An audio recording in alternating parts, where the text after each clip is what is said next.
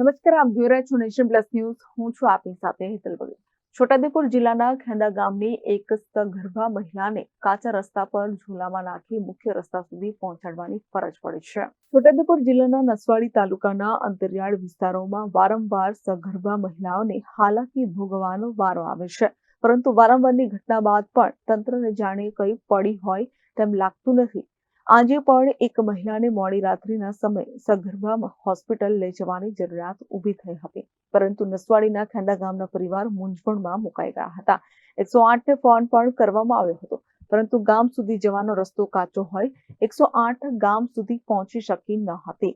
ગામથી 4 કિલોમીટર દૂર 108ની ગાડી તો ઊભી હતી, પરંતુ પરિવાર માટે મૂંઝવણ ઊભી થઈ અને છેલ્લા ખાનગી જીપને બોલાવવામાં આવી. સગર્ભા મહિલાને જીપમાં સુવડાવવામાં આવી, પણ જીપ કાચા અને પથરાળ રસ્તાના ઢોળાવ પર ચડી ના શકી. જીપ ઢોળાવ પરથી પાછી પડતી હોય મહિલાને ફરી એકવાર ગાડીમાંથી ઉતારી દેવામાં આવી અને ઝૂલામાં નાખવાની ફરજ પડી હતી.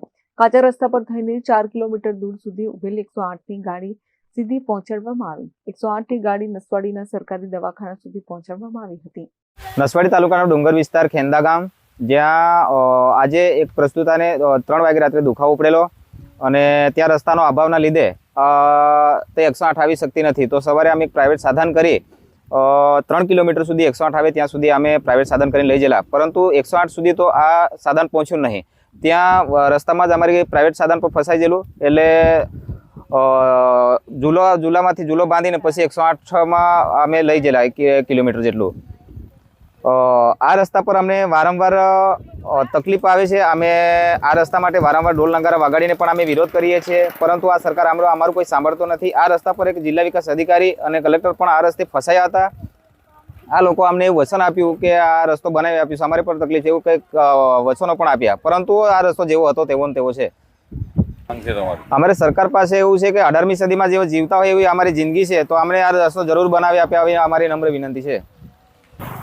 આ જ્યારે ચૂંટણી આવે ત્યારે નેતાઓ આવીને અમને મોટા મોટા વચનો આપે છે, આ તમારા રસ્તાઓ જરૂર બનાવીશું, આવું ફાડી જાય છે, પરંતુ અહીંયા કોઈ રસ્તાનું કોઈ ઠેકાણું 5 ઇંચનો પણ રસ્તો બનાવી નથી આપતા.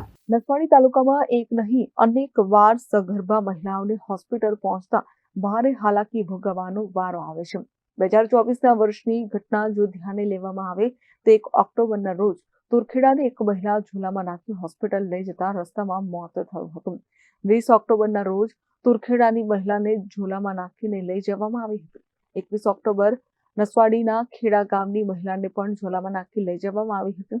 જ્યારે 3 નવેમ્બરના રોજ કુકરદા ગામની મહિલા હોસ્પિટલ સુધી પણ ના પહોંચી શકી અને તેને પોતાના ઘરે પ્રસૂતિ કરાવવા માટે મજબૂર થવું પડ્યું.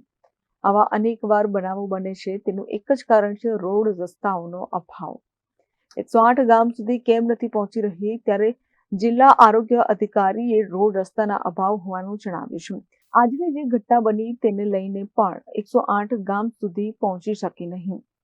તેમણે એ પણ જણાવ્યું કે 108 ગાડી સુધી સગર્ભા મહિલા સમયસર ન પહોંચે તો સગર્ભા મહિલાને જીવનું જોખમ પણ ઊભું થઈ શકે છે. આજના બનાવમાં 108 ગાડી ગામ સુધી પહોંચી શકી નહીં. ઝોલામાં નાખીને મહિલાને 108 સુધી લાવતા તેને હોસ્પિટલ સુધી પહોંચાડવામાં આવી છે, જ્યાં મહિલાની તકેદારી રાખવામાં આવી રહી છે.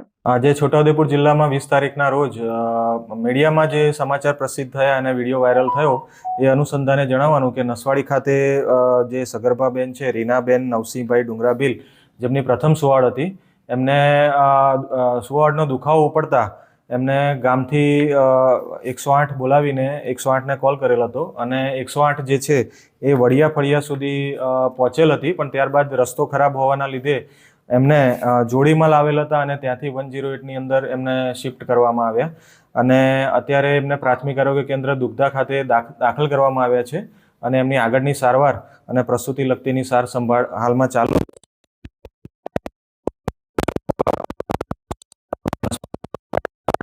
એમને મોકલવાની હાલમાં કાર્યવાહી ચાલુમાં છે. હાલમાં બેનની પરિસ્થિતિ અને સ્ટેબલ છે અને એમને કોઈ અત્યારે જાનને ખતરો નથી અને એમની સુવાડ સંપૂર્ણ રીતે થઈ જાય એ બાબતે હાલમાં આરોગ્યની વિભાગની ટીમ કાર્યરત છે. આ 108 ગામ સુધી કેમ નહીં પહોંચી સર? 108ની અંદર અમે તપાસ કરતા જાણવા મળ્યું કે ત્યાં 500 મીટર જેટલો કાચો રસ્તો છે અને અત્યારે વરસાદના લીધે ભેખડો ધસી જવાથી 108 નીચે સુધી છેક ગામ સુધી એમના ફળિયા સુધી જે ખુમાન ફળિયું છે ત્યાં સુધી જઈ શકે એમ ન હતું. એટલા માટે 108 ત્યાં એમને વડિયા ચોકડી સુધી પહોંચેલ હતી.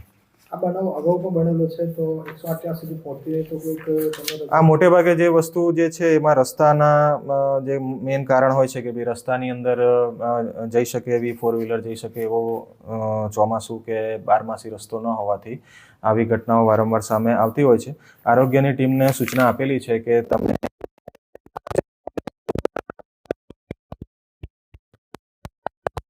એમને જ્યાં એક્સેસિબલ હોય, જ્યાં રોડ અવેલેબલ હોય ત્યાં સુધી એમને લઈ આવે અથવા ત્યાં રાખે, અથવા પછી મમતા ઘર છે નસવાડીની અંદર સામૂહિક આરોગ્ય કેન્દ્રમાં, તો ત્યાં પણ એમને દાખલ અગાઉથી 7 દિવસ પહેલાં પણ આપણે દાખલ થવા માટે સમજૂતી કરીએ છીએ. અને આરોગ્યનો સ્ટાફ અને FHW બહેનો હોય છે આ જે કેસ છે એ પણ 10 તારીખે એની તપાસ કરેલ હતી રીનાબેનની, અને એમાં પણ એમના તમામ રિપોર્ટ્સ નોર્મલ હતા. પ્રથમ પ્રસૂતિ હોવાથી એ થોડુંક લેબર પેન વધારે સમય સુધી ચાલ્યું અને એના કારણે એ લોકોને રસ્તા સુધી એમના ઘર સુધી 108 ન પહોંચવાથી એમને જોડીમાં લાવવાનો પ્રસંગ બન્યો છે.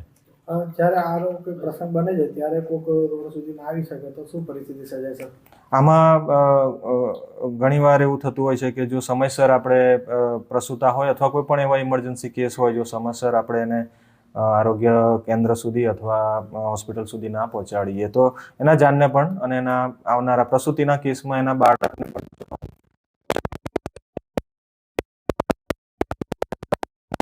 આવે છે. એ એરિયાની અંદર પણ જેટલા પણ અમારા એવા કેન્દ્રો છે કે જે અંતરિયાળ વિસ્તાર છે ત્યાં પણ આ બાબતે આરોગ્ય સ્ટાફને અવગત કરેલા છે અને તાલીમ આપેલી છે. Rehan Patel, nation plus news, Chhota Udaipur. સમાચારોના સતત અપડેટ મેળવવા માટે અમારી નેશન પ્લસ ન્યૂઝની યુટ્યુબ ચેનલને સબસ્ક્રાઇબ કરો, બેલ આઇકન દબાવો અને જોડાયેલા રહો ફેસબુક, ઇન્સ્ટાગ્રામ અને ટ્વિટર પર.